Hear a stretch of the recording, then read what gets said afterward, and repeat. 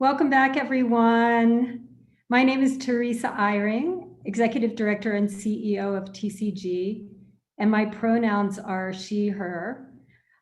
Just to give you a little visual description, I'm a white woman wearing a blue suit, and I'm sitting in front of a beautiful background with a plant and the words, "A just and thriving theater ecology." Welcome back, everyone. I'm Adrian Badu, TCG's Deputy Director and COO, and my pronouns are he, him. And to give you a visual description, I'm sitting on a chair in front of TCG's new mission, which is to lead for a just and thriving theater ecology. I'm wearing a baby blue checkered shirt, and I have short, dark hair.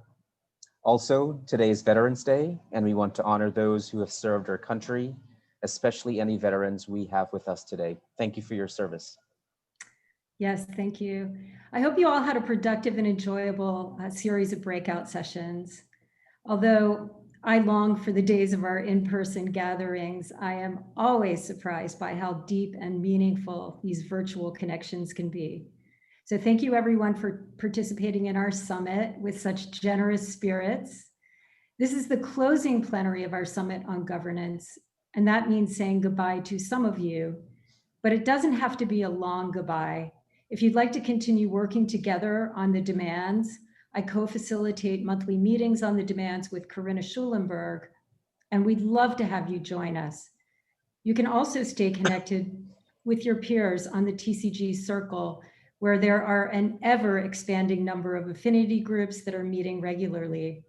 To learn more and to get signed up, please email Corinna at cschulenberg@tcg.org. Her email is in the chat.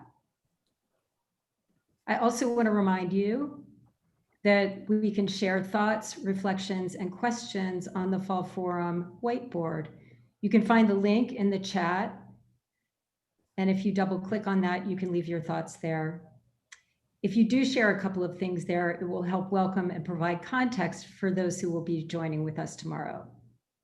And for those of you who are staying with us for days 2 and 3, Thursday and Friday, we invite you to think about the kind of conversations we've been having about accountability and what it means for us as we welcome colleagues who may have less positional power than we do. How can we make space to honor and learn from their leadership? We know that new leaders and new modes of leadership are needed to meet the unique challenges of this moment. I'm asking each of us to consider how we might hold ourselves accountable to those leaders, not only here at the Fall Forum, but in the days to come. And speaking of some of those leaders, we have a truly amazing lineup for the closing plenary of our summit. We'll hear from theaters who are in the process of responding to the We See You What demands as part of their anti-racist work, introduce our panelists, and to facilitate the conversation, it's my great pleasure to welcome Stephanie Ybarra, Artistic Director of Baltimore Center Stage.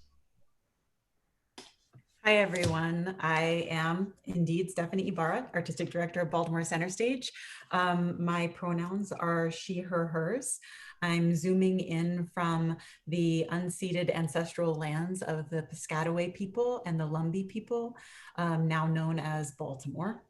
And to give you my visual description, I am a Latinx woman with light to medium skin, long dark hair that's tied back in a braid. I'm wearing glasses, a gray sweater, and a gold necklace, and I am not wearing my signature gold hoops today. I want to welcome my panelists, my colleagues, my friends to the stage. We'll start with Emily. Thank you, Stephanie. My name is Emily Rosenthal. I am serving as president of the board for Crowded Fire in San Francisco. My pronouns are she, her, hers. I am joining you from the unceded lands of the Ohlone Chochenyo people, also known as Oakland, California. And I have pink hair. I have a red jacket on that feels festive and a green shirt. I'm a white woman. Thank you. Welcome, Mina. Hi, everyone. Great to see you here. My name is Mina Morita. I use she, her, hers pronouns. I am the artistic director for Crowded Fire Theater, and I am calling in from the unceded Chochenyo Ohlone lands in Oakland, California.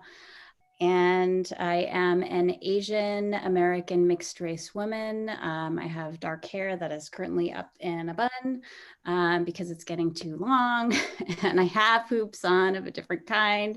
And I have my amazing blue shawl on. And I have many snacks behind me on the shelf, along with some flowers because we need some things to celebrate today.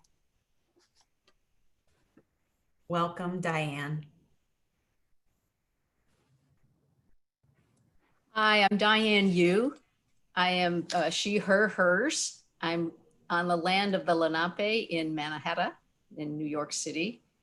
I am chair and president of the Oregon Shakespeare Festival Board, and it's a great pleasure to be here.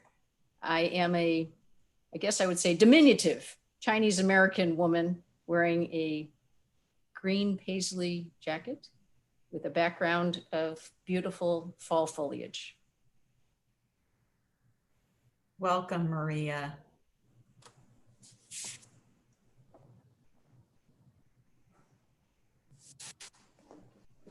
You're muted, Maria. Muting. I did it.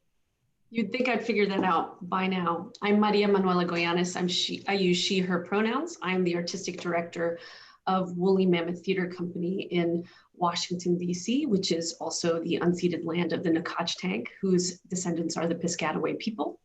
I have dark hair. I am mixed race, white and Latina, light skinned, red lipstick, gold hoops, blue shirt in front of a white wall.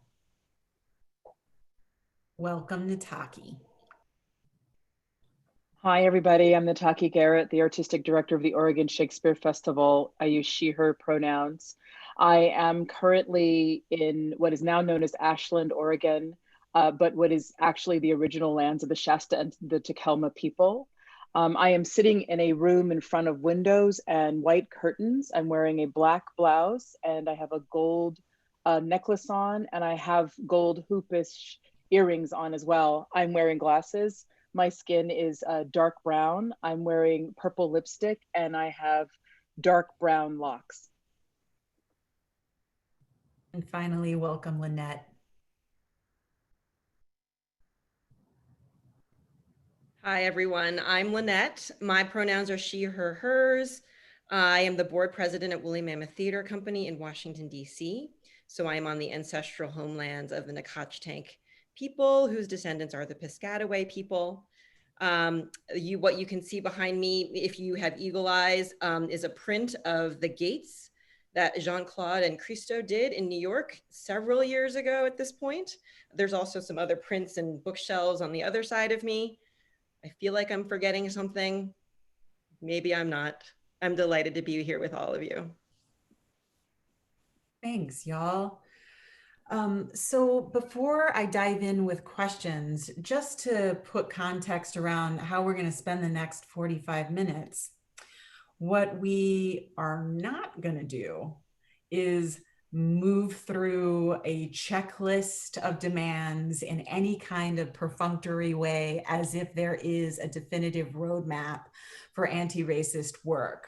What we are going to do is have a conversation that we hope where we'll be practicing and modeling transparency, vulnerability, curiosity, all in service of putting the sort of underpinnings, the foundational building blocks in place for this work, as we call it. I want to start by asking Maria, Nataki, and Mina to think on this question. The way I think about this is there is before June 2020 and there is after June 2020. And I'm curious about what was it in the before June 2020 times when ostensibly diversity work, equity work, lots of good work had been happening across the country in our theaters. And yet we still had the conditions that made it necessary for a group of BIPOC theater makers to drop a 33-page document full of demands at our feet. And so I would love to hear from each of you how we got here. What did we miss? What did we do wrong? What were we not doing enough of? Maria, let's start with you. Yeah, I mean, one of the things that I have noticed that changed, so pre the demands, the conversation really centered on diversity, equity, diversity, and inclusion. That was the language that we were using as a field. Sometimes it was equity, diversity, inclusion, and access in that. There were some folks in the field that were talking about anti-racism in a more pointed way. And I personally was up against a lot of,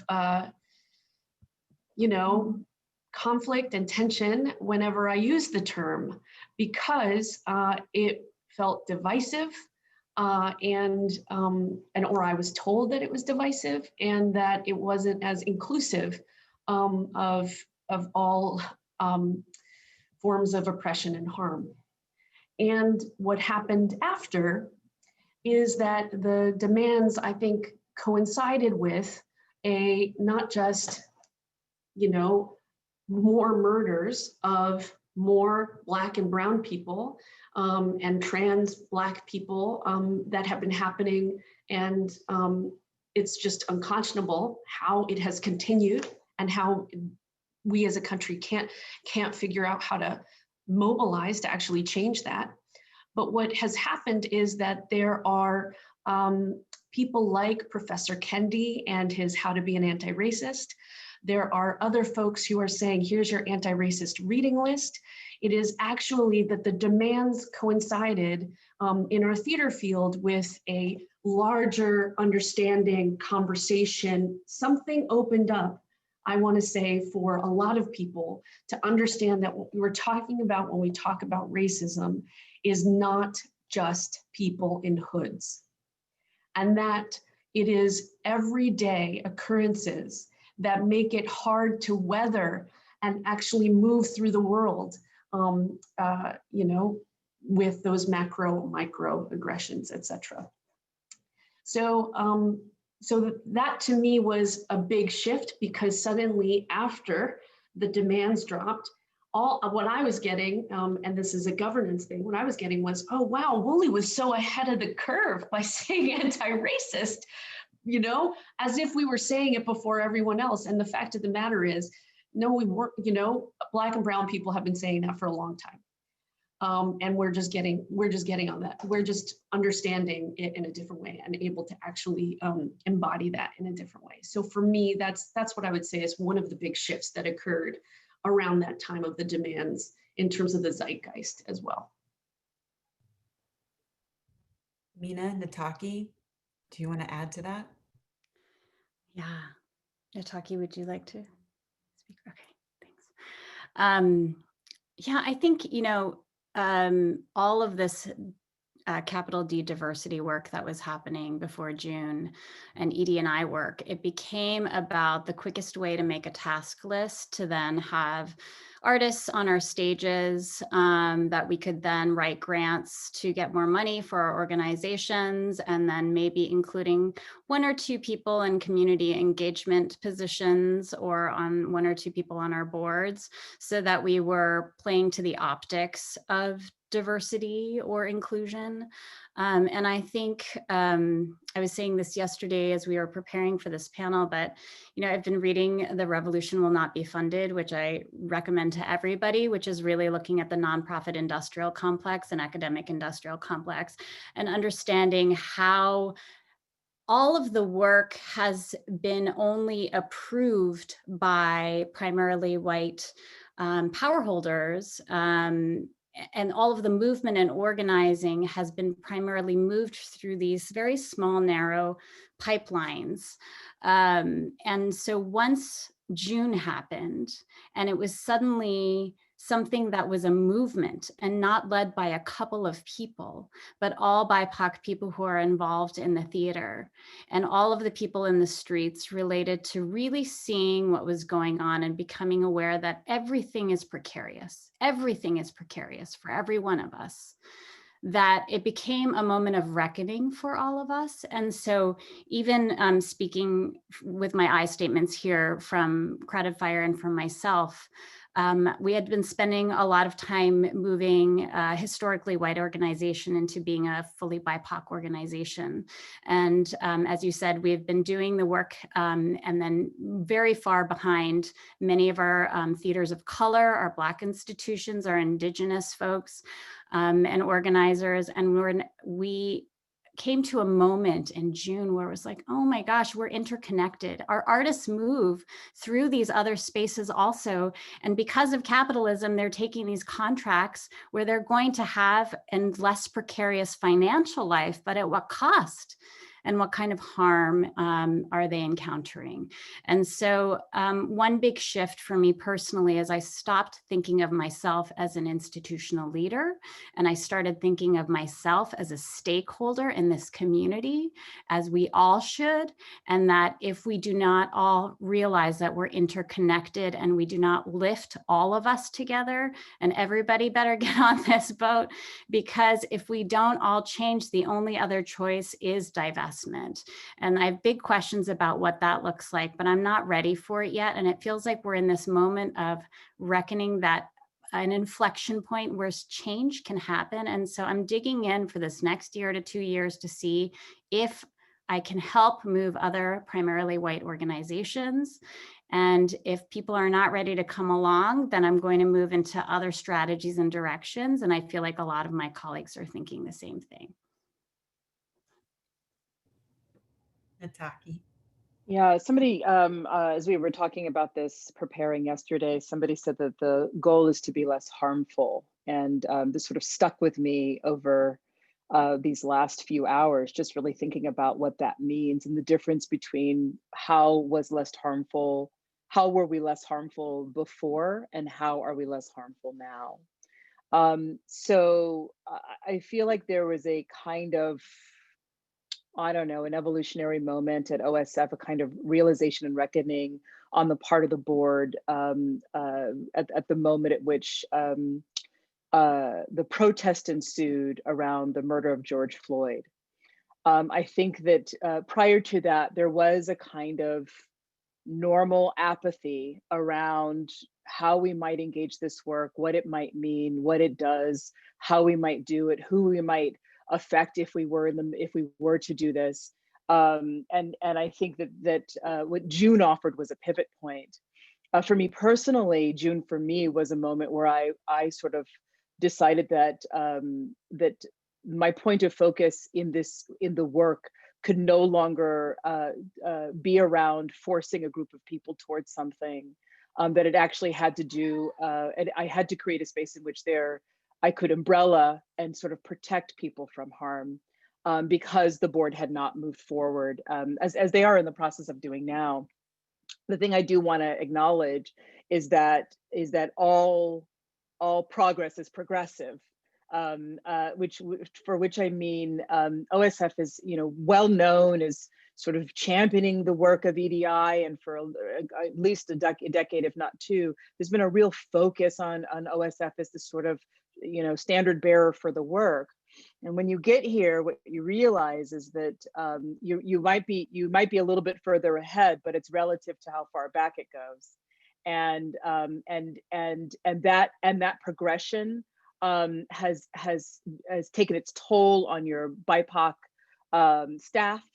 It has taken its toll on your BIPOC board, and it has taken its toll on your BIPOC artists, who are all seem to be grist for the mill as an organization, as humongous as OSF has figured out, what it means to them. I can't say in particular that OSF has moved towards anti-racism, but it certainly did make a pivot towards, at least on the part of governance, towards equity and diversity and inclusion as a center for what we're doing, and that is something that I'm actually really happy for. But as an organizational leader, it's something that was really necessary for me to survive these first 18 months.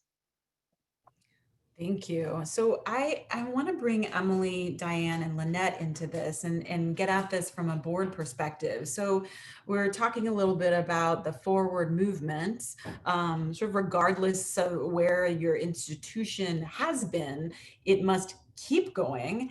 And in this moment in post June 2020, I'm curious to hear from each of you how you sort of make sense of or put into context or pick and choose or take it all of the resources that have always been available, by the way, they've always been available, but now we have a new awareness of the resources available to us as we move toward a more just theater ecology. And I ask this because yesterday in our prep call, Diane had mentioned everybody's getting advice everywhere. I'm in so many different forums. I'm on so many different calls.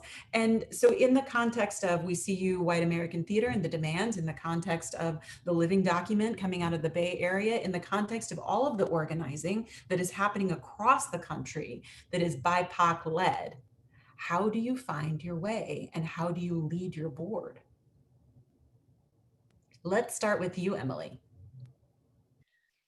Sure, thank you. So it is an interesting thing to consider, the timing of the living document coming out of the Bay Area and of the demands. And I feel like, you know, when both of those things came out, you know, we as a board spent a lot of time talking about them. They have continued to be a standing topic in our meetings. And I think, you know, for us, part of what we're looking to do in terms of leveraging these resources is taking a really rigorous approach at understanding where we are with respect to the demands, in particular, and how we are structured organizationally to meet the demands, where we still have work to be done, what's in progress, where can we create improvements.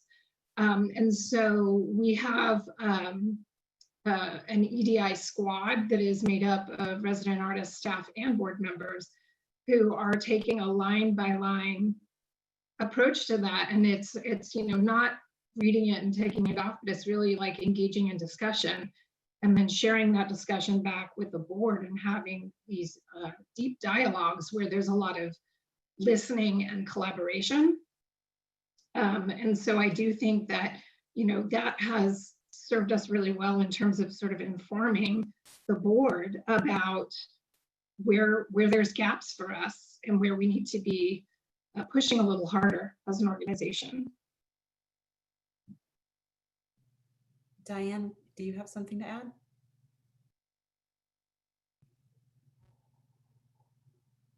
Yes, I think this work, as we all are starting to realize, is a long, slow, difficult, deliberate process. And there aren't any clear shortcuts, or there aren't any ways in which we can circumvent all the different steps that are in our way. But I think for us at OSF, the two keys have been collaboration and communication. By collaboration, I'm referring to the fact that the work of looking at the We See You White American demands and thinking about OSF trying to become an anti-racist organization, which as a board, we voted to try to become back in June. It requires a lot of bodies, a lot of people, a lot of thought, a lot of reflection, a lot of vetting, a lot of discussion, debate, and deliberation. So 3 committees of our board have spent varying amounts of time. The executive committee, because it sets the sort of tone and the agendas overall. What we called, until about last week, the EDIC, the Equity, Diversity, and Inclusion Committee, but it's going to be renamed the Inclusion, Diversity, Equity, and Access, or IDEA Committee, has spent an enormous amount of time already, dozens of hours, looking at each one of the We See You White American Theater demands. And the Governance Committee, Governance and Nominations Committee of the board, also has spent a number of hours looking at the governance related recommendations, demands in that document. So we've found that working with through our committee structure has given this some meaning and also given each of those committees a sense of purpose about going forward. And there is movement and there is activity, which is very, very helpful. In another dimension, I think the communication, we have encouraged people to come, and I now count 13 members of our 34-member board have participated in some form today or in the session today, which is very exciting because that's, of course, the largest contingent we've ever had at one of these events. And that, I think, shows, again, the sincere interest and the commitment to trying to make our mark and continue to be in the vanguard. But Nataki was right in the sense that our reputation was rather heralded, at least when I became board chair last year, I kept hearing about, and it's not as far along as in some ways as we need to be. And I think recognizing how much work is involved has been part of that collaboration and communication theme so that we can move forward together and move forward understanding that this work in some instances is never done. But we are doing our best, and I think we are trying to develop some rapport between and among ourselves so that we do share a common commitment to this, and to work much more collaboratively with our staff through our wonderful leaders, Nataki, Garrett, and David Schmitz. So I think we are on the right path, but it's a long road ahead. Lynette? Yeah, I'll jump in. So yeah, it absolutely is a long road ahead, Diane. And I think that I would say, you know, like you did just now about Oregon Shakes, we have a reputation at Woolly, and we still have a lot of work to do. So one of the things that we decided to do over the summer, right after the racial reckoning process started and the We See You White American Theater Demands came out, was organize affinity group caucuses for our board. And so over the summer, it was actually basically like late summer into fall, our white board members got together in 3 sessions with facilitators. Those sessions were called Analyzing and Mobilizing White Privilege. And now we have started a couple of sessions for the BIPOC folks on our board. And because, you know, perhaps unsurprisingly, inevitably, choose your adverb, the number of BIPOC folks on our board is so much smaller than our white members. One of the things that we've done is actually invite BIPOC board members from other theaters in Washington to join us so that we could actually create a little bit more of a sense of community, you know, in the DC area among BIPOC theater board members. And you know, these are really meant to be an opportunity for folks to talk in the sort of more personal way that I think is really important as far as this work is concerned. You know, it's one thing to read through the We See You demands and to respond to them. And it's another thing to actually get deep into the work that has to happen on an individual level and an organizational level. And so what we hoped, and I can't tell you now, you know, whether this is the case, partly because we're still going through it, and partly because, you know, the timeline for this work is just, it's long. And so we'll only know, I think, over time how successful it's been. But the promise of it was that, you know, if we give folks the chance to talk in brave spaces, you know, about how they feel about anti-racism and racism, and how they feel about, you know, how it shows up, how both of those things show up in the theater space, but also, you know, maybe in other contexts as well, because it all is related. You know, it's like Maria was talking about the zeitgeist. There is more than just what's happening in our theaters that we're all contending with right now. And we'll see, you know, I mean, it certainly feels like an important thing to have done, to have provided this space for folks to talk, and with facilitation. So keep you posted. Yeah, I love the talk of the long, this being a sort of long road. I just want to punctuate long and in our lifetime unending, never ending, which I personally find comfort in, but this is not about me. We've heard some of you're referencing sort of going through the demands in a deliberate and systematic way. And Nataki, I'm curious about there that much has been made, maybe not much, but I've heard some people talk about the contradictions within the demands. And the demands themselves, like the document, I think at some point says like, there are contradictions in here. We're not going to worry about it. We can hold multiple truths or whatever. But I do wonder about how you all at OSF are navigating the parts where the Rooney Rule is racist, but the Rooney Rule is what we were supposed, that isn't that what Lord told us to use? And at least 50%, more than 50%, reflect the community, but not if your community's white. How do you navigate those contradictions? Or are they contradictions? Are they just multiple truths? How do you think about that?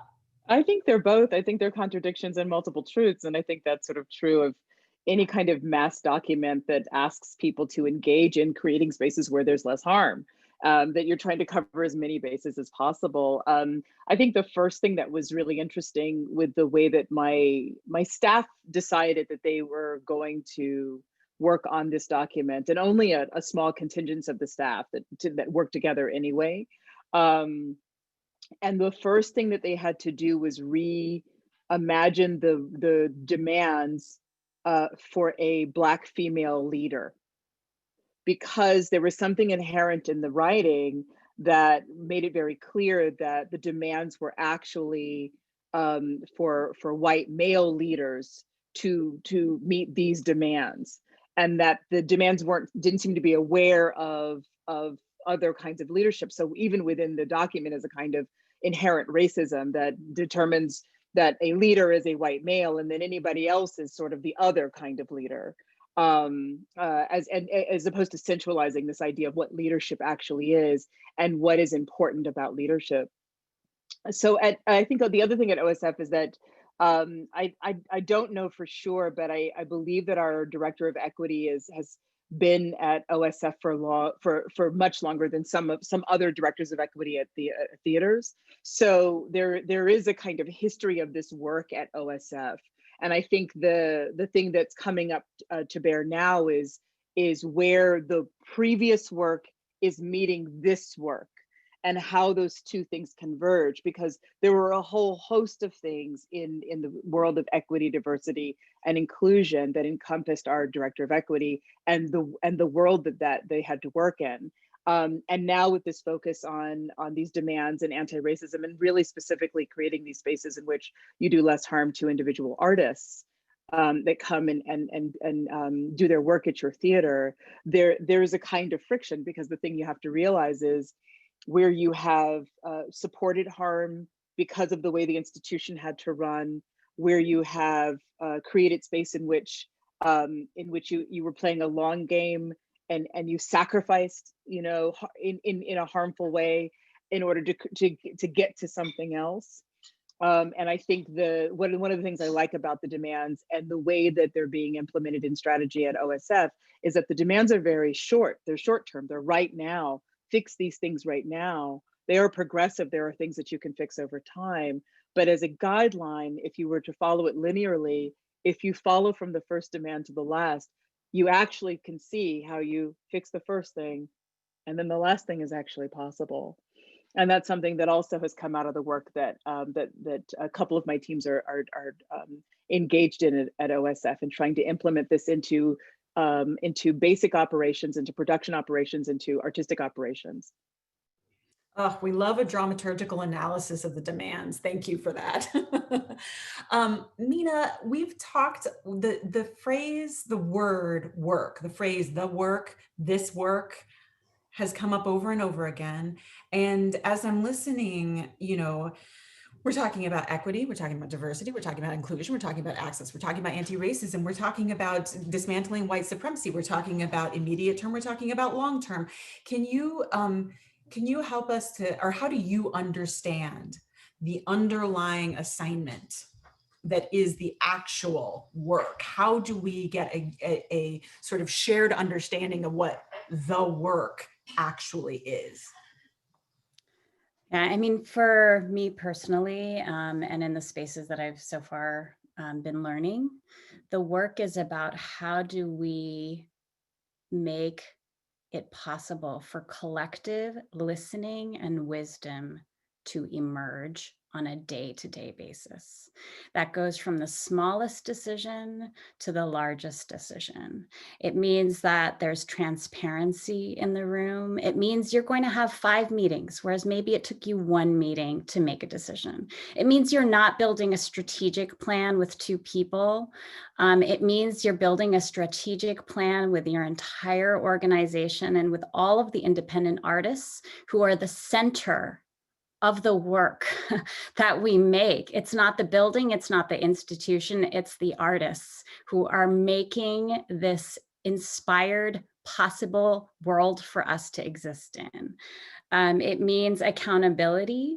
It means asking for feedback. And for us, like 2 years ago, we did a survey and asked all kinds of questions, an EDI, we called it an EDI survey. We didn't know what else to call it, but we have an EDI squad. We're not just calling it the squad because I don't want to work on definitions again and again and again. We just want to do the work. And so we asked these questions. And one of them I want to lift up is like creating a culture of constructive disagreement. And that's what Emily was talking about. I mean, in our board meetings, in our resident artists meetings and our staff meetings, we comb through everything and everyone's questioning everybody. And it's an act of love and joy because that means we're learning together. And it lifts up all of our challenges. I mean, we are working on, Black liberation because of anti-Blackness within our organization. We are working on learning more about indigenization and decolonization. That's not just reading books. It's not just reading books. It's not just sitting in on trainings. It means actually looking at our family structures and how we're centering our own wellness and our own joy and healing. It means listening when someone raises their hand and says, hey, that doesn't feel right. Even if you have to, meet that deadline. It means if you use somebody's face on a marketing piece that, you took a show photo like 3 years ago, are you checking in with them? Are you paying them? It's like the moment you feel like optics come up in your subconscious brain to your conscious brain, it's like, ask yourself the question, let's remake this. We're in the new world, it's here. So that to me is the work. I love it. I want to lift up a couple of things that you said just to punctuate it. I want to lift up the term anti-Blackness. I want to lift up the term decolonization.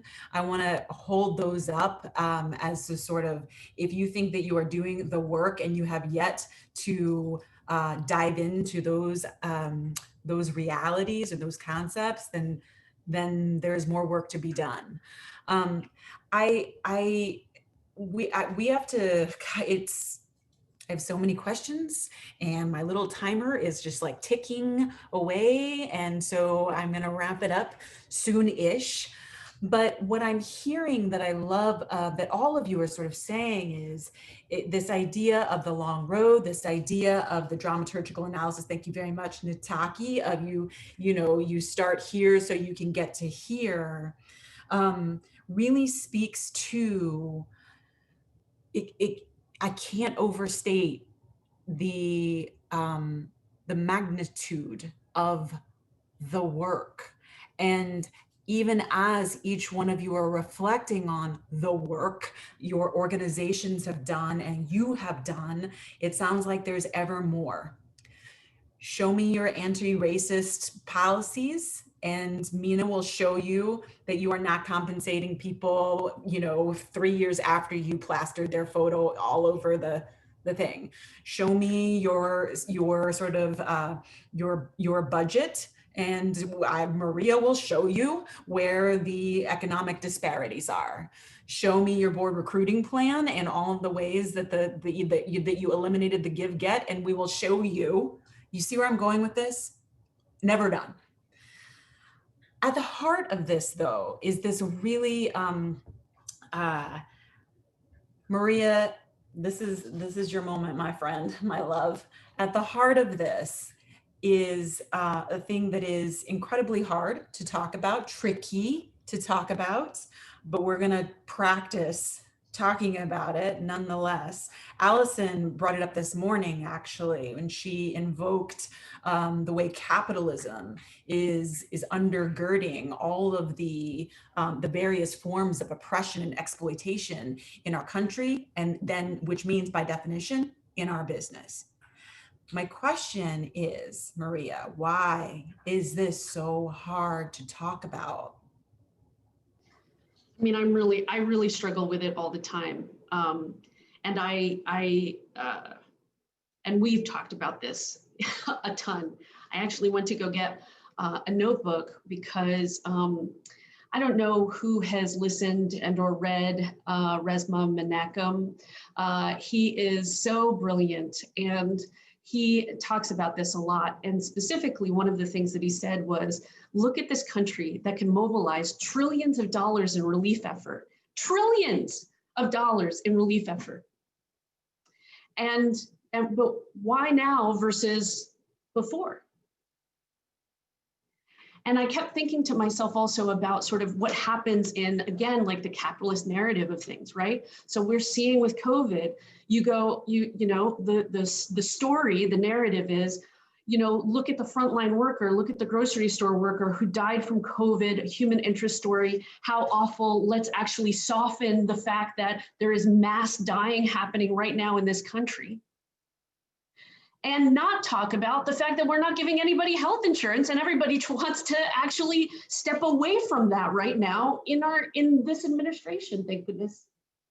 Anyway, we'll see what happens.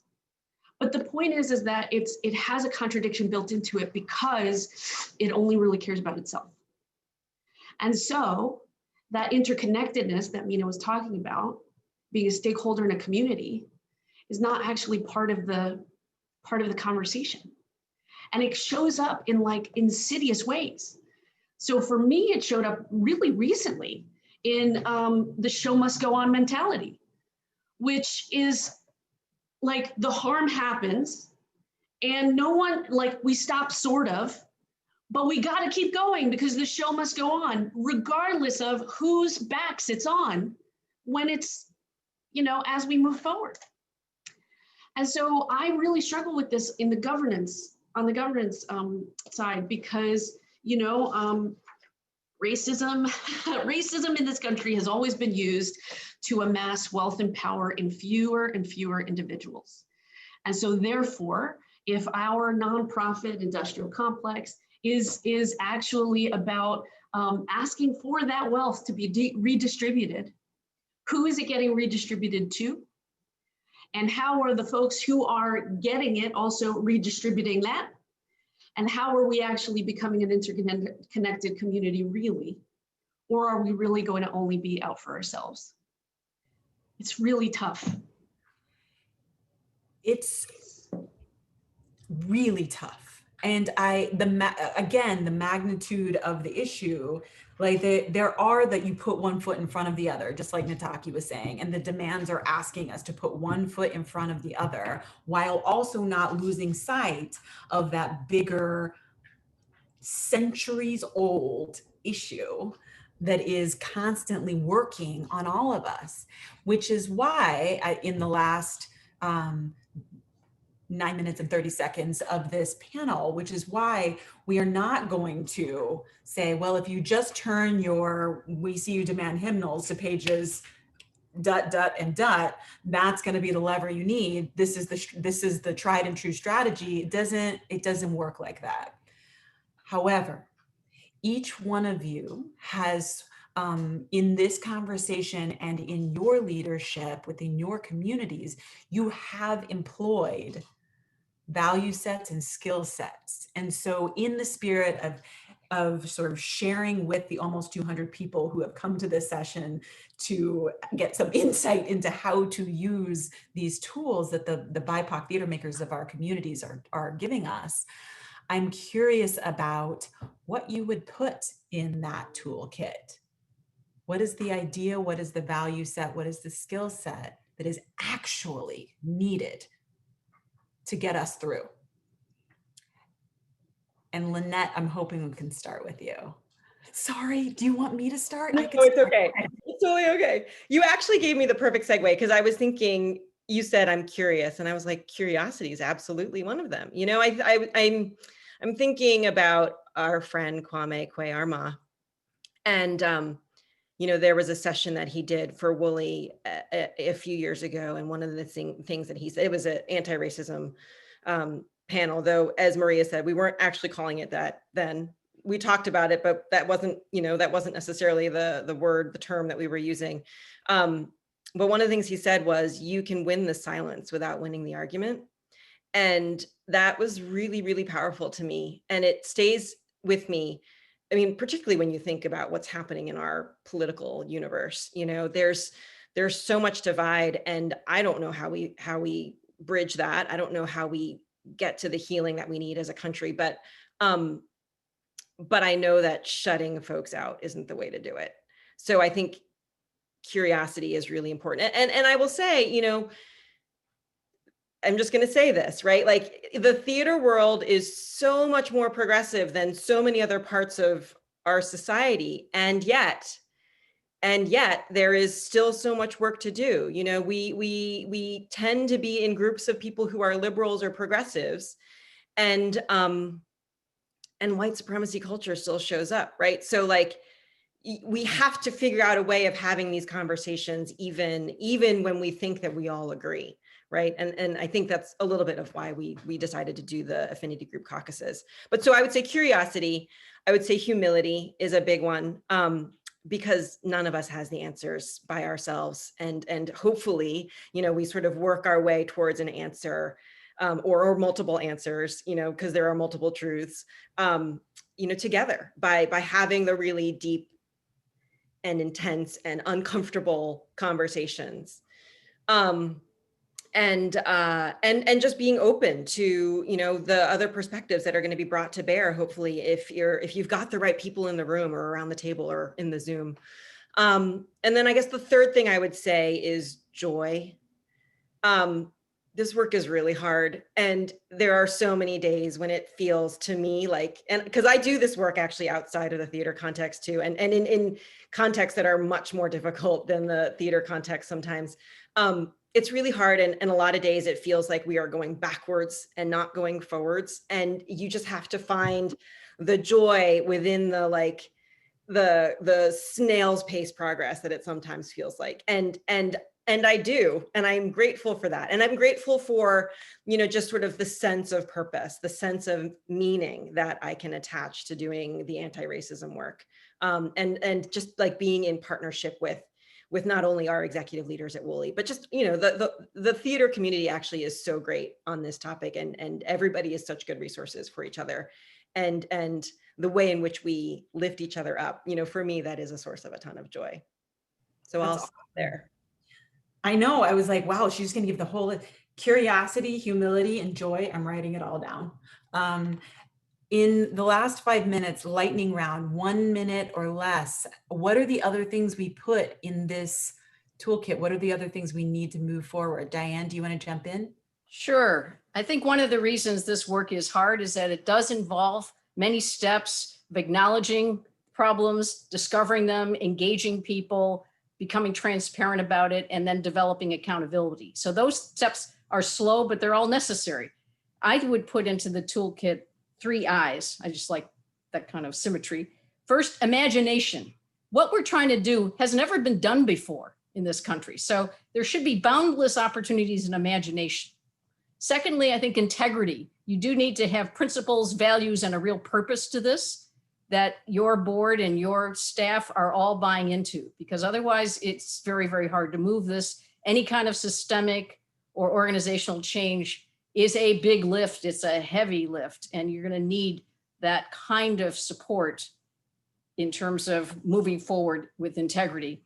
And the last I'd say is the notion of inspiration. That's my version of joy, because if we do this well, or we get started on this long and winding road, it will be a source of great excitement, great illumination, great inspiration and quality that is going to be without peer. I mean, in a way, we are trying to put teeth and truth into the statements that we say are important for our organizations, to be inclusive, to be diverse, to be caring, to be welcoming, and to be anti-racist. So I think if we can put the teeth and the truth into it, we will really have something. We will really make progress, and we will be pleased to take the architect's plan of the We See You White American Theater Demands and be willing to be the contractors and the designers and the workers to make those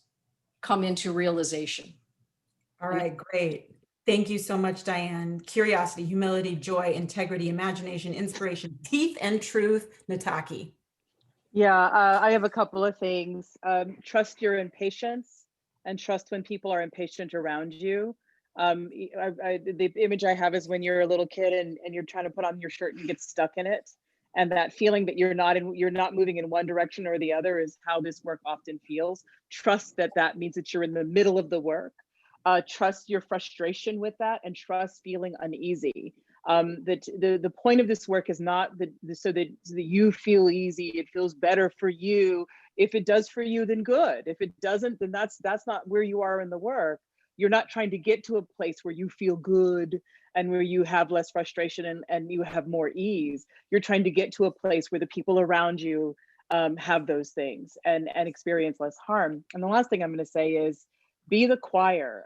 I have, in my 18 months at OSF, I have had several people say to me, well, I don't want to be preached to. I don't want to be preached to. And so this is my answer to that, is actually the point of the choir in that metaphor of being preached to is that the choir amplifies the message. If you can hear it because you're feeling like you're being preached to, then you are an amplifier and your role is to amplify. I love it. Let's keep going. Emily, what do you have? Yeah, I will be quick. I think an important practice is slowing down to listen and listening to understand better.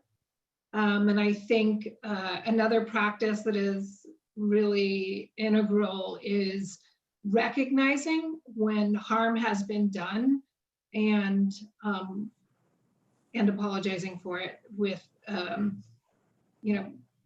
not just apologizing for it, but running towards that uncomfortable moment where you need to, and sitting in that moment with those you've caused harm to.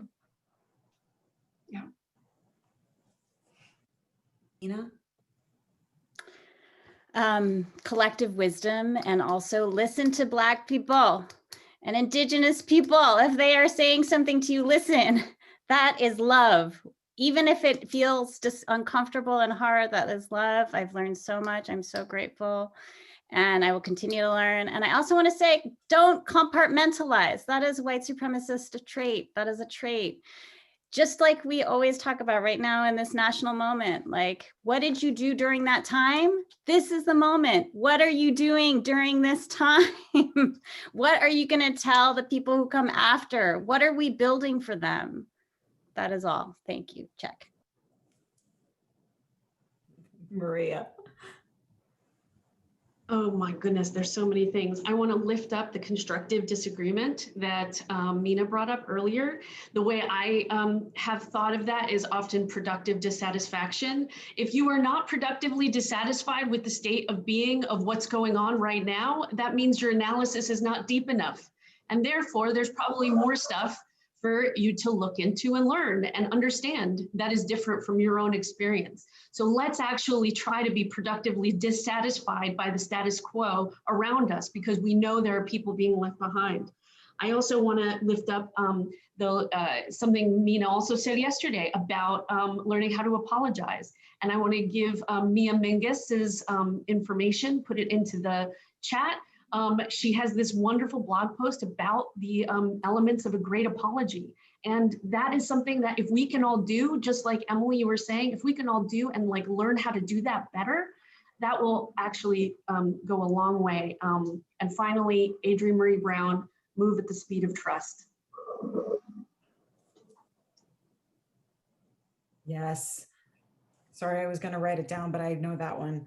I will only add into this list my own because this is my own work, is vulnerability. That you don't get anywhere. This speaks to not compartmentalizing. So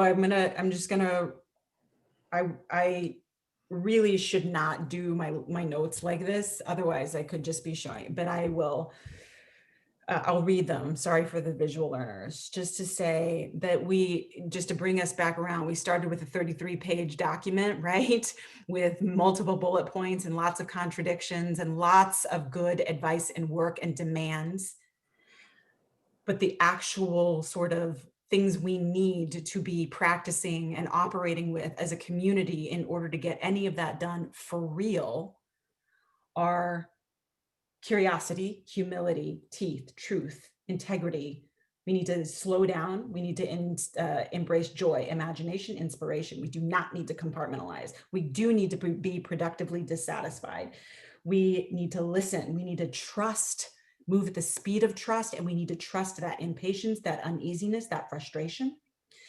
We need to embrace vulnerability, and we need Black folks and Indigenous folks to the front, please. Before we wrap up and I pass it off to Lynette, any final words, thoughts, reflections from this amazing group of folks? Just thank you, Steph. You did a beautiful job, and thank you for capturing it in that way. That's just what I want to share. Nice synthesis. Yeah, thank you. Second that emotion. Cool. Yeah, well, thank you. the final words are just about You. I feel like I got my timing wrong and I might be ending a little bit early, but whatever. It's the first. But thank you to TCG for bringing this conversation to bear, and thank you to all of you, my colleagues and friends, for hanging out yesterday and for this conversation. I'm leaving like smiling so hard because it's like it just got like this much easier and more joyful in being in this conversation. So with that, I'm gonna mute myself and pass the mic to Lynette to close us out. All right.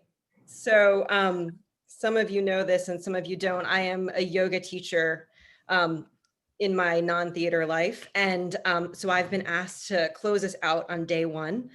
And I consider that a great honor. Thank you, TCG, for asking me. So what I would like everyone to do is ground yourself. So if you are seated, if you're like me and you've been sitting in a Zoom chat all day, then probably you've started slumping. So I want everyone to just like come to the edge of their seat and put their feet on the floor, or even stand up. I mean, I happen to be sitting on a stool, so I think I'm just going to stand up.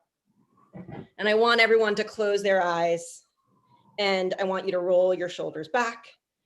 And I just want you to take a big breath in. And a big breath out. And let's do that again together. Inhale. And exhale. And if you're still seated, bring your palms to your legs, to your thighs, and bring them palms face down. But if for some reason you feel like you need a ton of energy, that's where you are at the end of the day, then you can bring your palms face up. But face down is for grounding, and after the day that we've had and the discussion that we've had, I think grounding is a good thing. And part of the reason why I want people to be seated at the edge of their seats and with their feet on the ground is so that you can bring your shoulders over your hips. And, maybe channeling your mother a little bit, right? Sit up straight, feel the crown of your head moving towards the ceiling. Chogyam Trungpa, who is a Buddhist guru teacher, says you can't breathe properly when you slouch. When you sit erect, you are proclaiming to yourself and to the rest of the world that you are going to be a warrior, a fully human being. So I want us all to channel a little bit of that right now, and just breathe. All we're going to do is just breathe together for a little bit. And you know, again, if you're anything like me, the breath sometimes feels hard to find these days.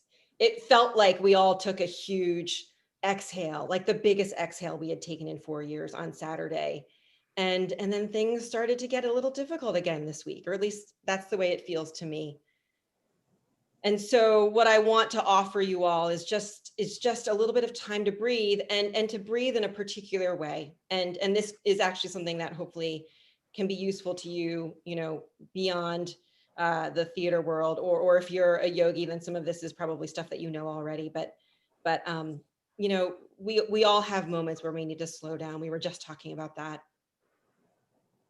So slow down with your breath. Use your breath to slow down, and maybe in a conscious way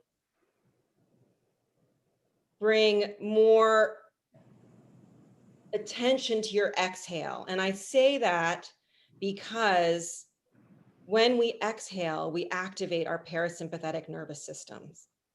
And our parasympathetic nervous systems it's the half of our nervous system that allows us to recharge and to renew. Whereas the sympathetic nervous system is what gets activated when we are in fight or flight mode. And, you know, just think about it. If you're always in fight or flight mode, that's just so draining. It's exhausting, you know, it's unhealthy. So maybe taking the breath as an opportunity to slow down, to move into that part of our systems where we actually can start to take care of ourselves. So breathe, inhale, and maybe just in your heads to a count of 4.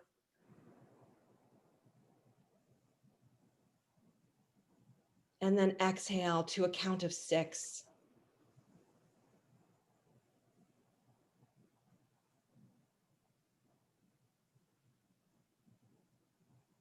Pause when you get to the end of the 6.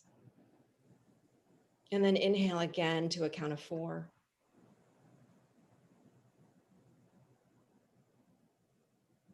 Pause at the end of 4. And then exhale to a count of 6.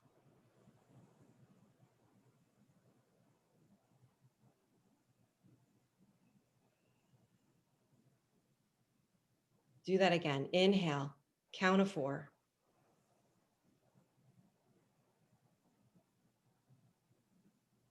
Pause. Exhale, count of 6.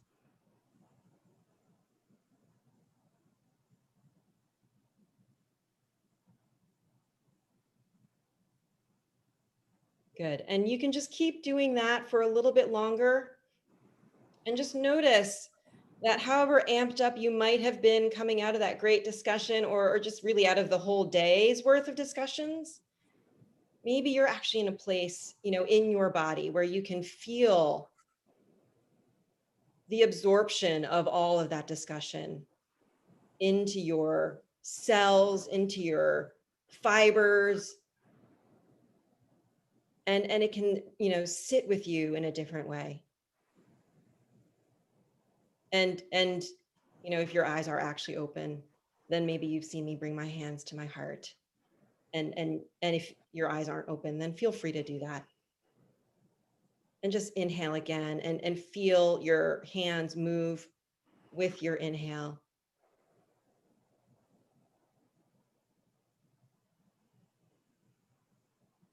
And then move again with your exhale.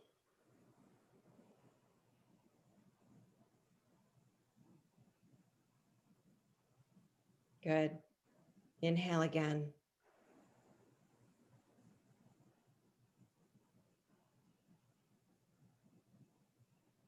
And exhale.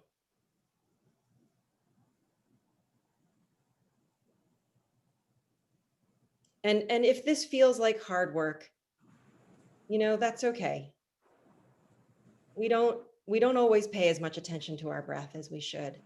And you know, like lots of things that we don't pay enough attention to, when we bring attention to it, we realize, oh, I'm not taking such good care of you.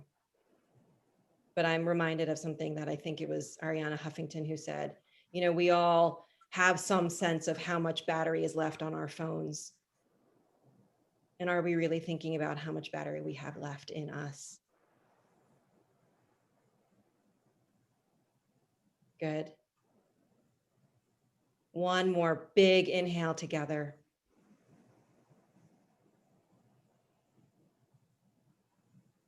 And exhale.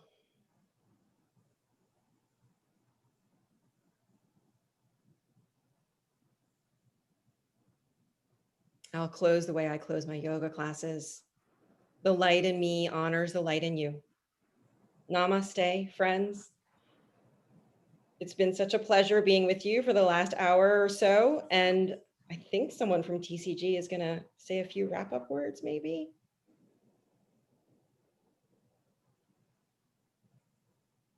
Or not. No, we're just going to turn the music on and say good evening to everyone. Have a wonderful night, and we'll see a lot of you tomorrow. Hasta, friends.